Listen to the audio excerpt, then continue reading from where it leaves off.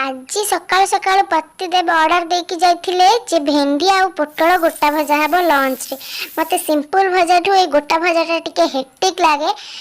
ए गरम दिन रे मसला भाजे पताको पुनी परिया भितर पूरा हो से जहा भी हो न करके आ कोन चारा अछि से पुनी पतिदेवंक ऑर्डर रोसे सारी पळे आसले एपटे टीवी देखा चलची सेपटे मो पार्टी भी चलची। पार्टी मोर अनबर तो चालुथिबा बटे मोर आंबसरा बनिक पूरा रेडी हो जाईची आ बहुत ही टेस्टी हिची आंबसराटा। टन टन टन एठी मोर लंच थाली रेडी। पतिदेवंका फरमाइश रे बनैथिली भेंडी आ पोटल गोटा भजा ता सहित संतुला आंब आ गरम भात। आज चारटा बेला खाइबा रे बनैथिली दही बरा आ ए बराटा मु किनि के आनिथिली माने घरे बराटा बनैथिली बरा किनि के आनिथिली भारी ताको दही छुंक देई किना दही बरा बनैथिली। संग माने मु सिना दही बरा बनै नेली हेले सर्व करबा दायित्वटा मो पतिदेवंकर काहे किना से मोठु भला सर्व करि जानंती। वीडियोटी भल लागिथिला do like share and subscribe. Jai Jagannath bye.